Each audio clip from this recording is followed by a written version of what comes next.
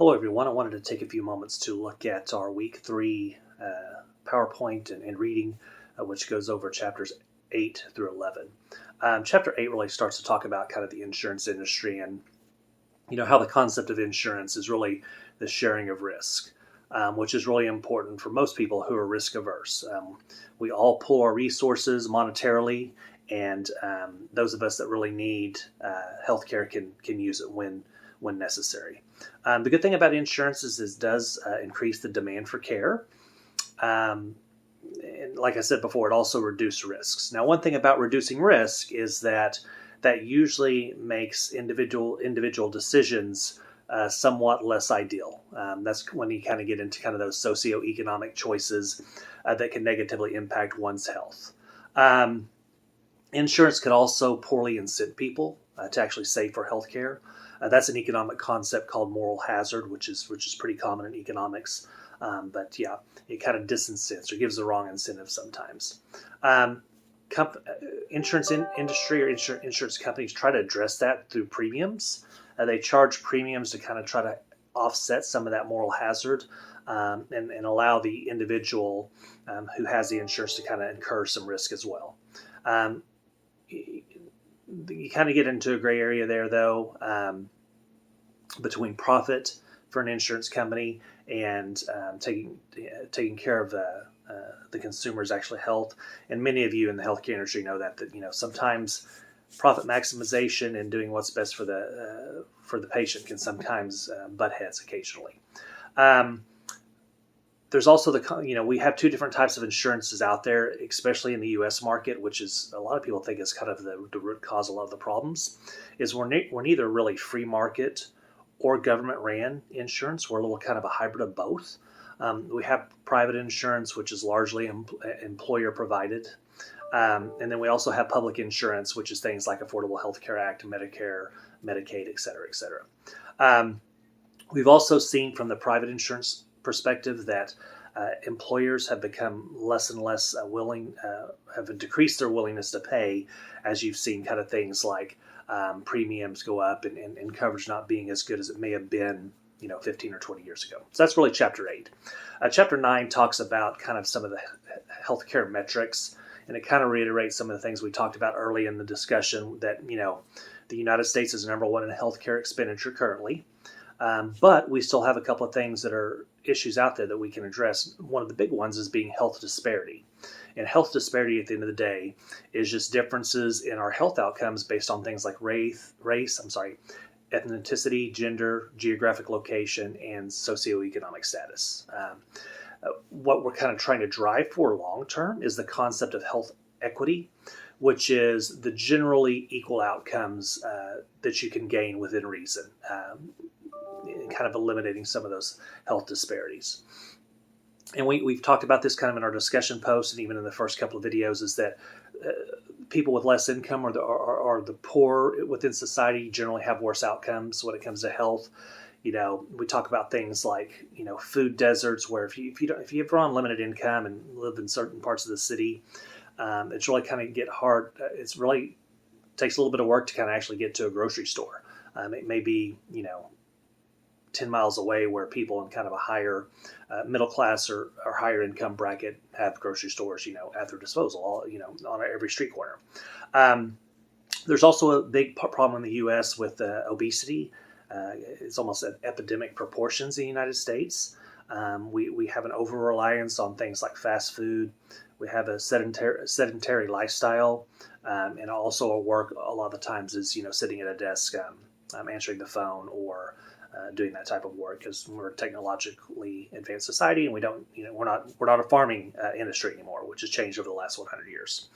The question about Chapter 9, though, is at what level do we want the government to intervene, and why should they? And that's some things we'll talk about here over the next couple of weeks.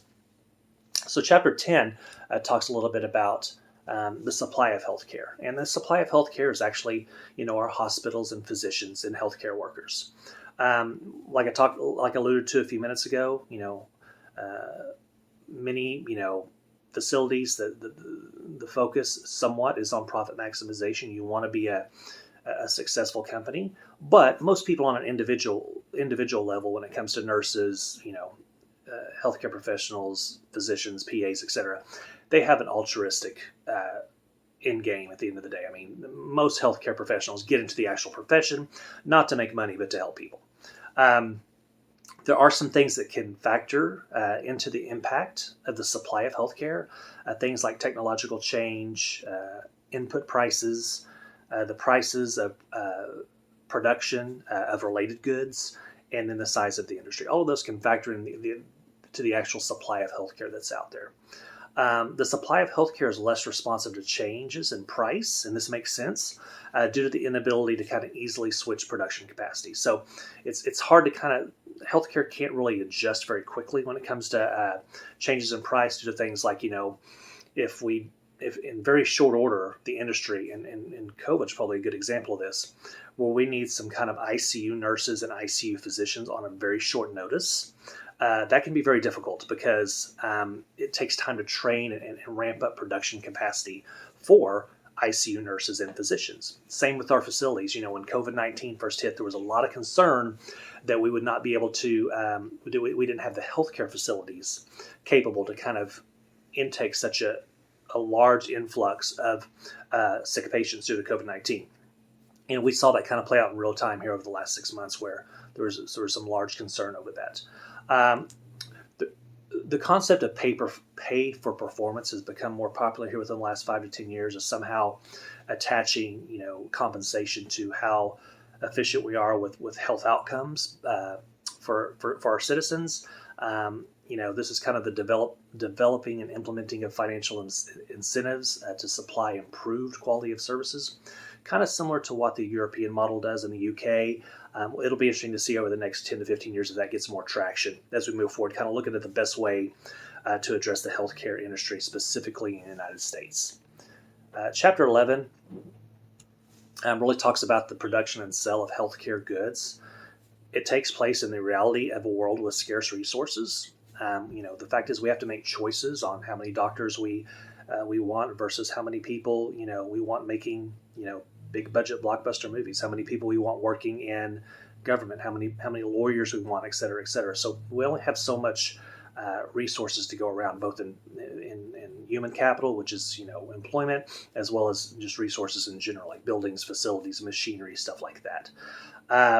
Chapter 11 talks about how the short run costs are relatively fixed. It's hard to move or change your costs very quickly in the short run. And what that will lead to at the end of the day is the concept of the diminishing marginal returns, this is kind of a phenomenon where total output at first increases at an increasing rate, but after some time it actually starts decreasing because you keep increasing one variable while holding all the others constant. A good example of that, which what we alluded to earlier, was if I had to somehow locally in Oklahoma City address a COVID-19 influx of patients, I could probably ramp up production on, borrowing some nurses or physicians from nearby towns to kind of help with the increased capacity. But one thing I couldn't do really easily is increase facility space. That takes some time. That's a hard issue to kind of address in the short run. In the long run, costs are a little bit different. You kind of have time to plan and they're more adjustable. You have time to build those facilities, purchase more technology, et cetera, et cetera. Economists, at the end of the day, when not just looking at healthcare, but economics in general, like to look at both explicit and a concept called implicit cost of production. And what that is they don't just look at the cost it takes to do business. They also want to know, could you have used that cost that you, let's say, used to build a second healthcare facility? Could that cost have been used somewhere better?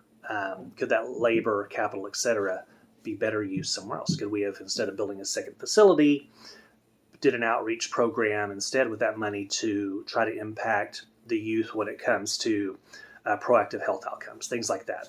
So economists like to look at both how much it costs you and what you could have done with that money instead. And finally, to kind of wrap up chapter 3, patient safety and quality improvements can have a profound effect on the production of healthcare services. Safety produces demand, and malpractice drives down demand. So that's at the end of the day why we have stuff like certification and training and whatnot, is because we want the consumers to feel confident when they come to a healthcare facility, they're going to be well taken care of.